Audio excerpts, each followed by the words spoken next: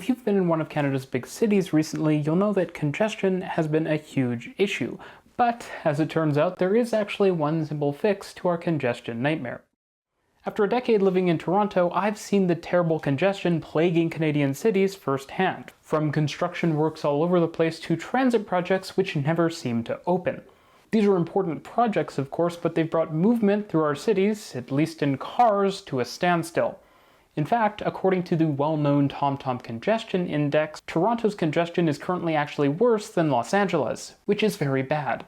People have of course taken to social media to express their frustration with all of the traffic, and it's not limited to regular Torontonians. Niall Horan of One Direction fame even posted something about having to walk to Scotiabank Arena because he couldn't get there in his vehicle.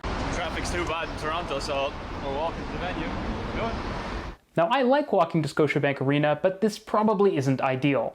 You see, the reality is when so many people insist on driving, even when great transit options are available, sometimes literally right next to the roads, people can't get anywhere, and important traffic that can't easily be moved to transit, like say emergency vehicles and deliveries, well, it's stuck as well. One of the most effective possible solutions to this problem is congestion pricing, which is a solution used in cities around the world from Singapore to London and Stockholm. In its most well-known and basic form, people pay a fee to drive into a city center. You can still walk in for free or take transit, but if you want to bring your car, you're going to pay. The reality is, economically speaking, when we share a scarce resource like roads that cannot, and really should not, be expanded dramatically in our city centers, pricing those resources is a great way of making sure they're being used efficiently. Because if you're not willing to pay, your trip probably isn't all that important.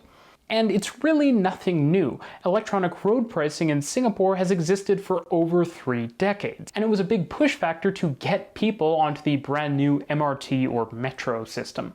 When London implemented its congestion charge, traffic was significantly reduced, and in fact in recent years, supplementing the congestion pricing zone in London with an ultra-low emission zone has meant that air pollution has gone down, and asthma rates with it.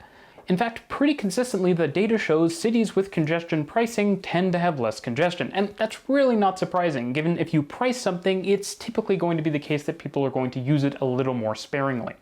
Of course, introducing congestion pricing can be a little spicy. It tends to be controversial, even though people usually support it once it actually exists. It's one of those things where people think they don't want to pay to not sit in traffic, but once they actually pay and don't sit in traffic, they like the idea a lot. And the reality is that you are already paying for congestion, just in your time instead of your money. And time is a lot harder to replace, especially when there are transit alternatives that are not so congested. The goal, of course, isn't to punish drivers, but to use our roads more efficiently, so those that actually need to drive and don't have a train station or frequent bus near them can do so efficiently, while other folks have a bigger incentive to use other modes of transportation.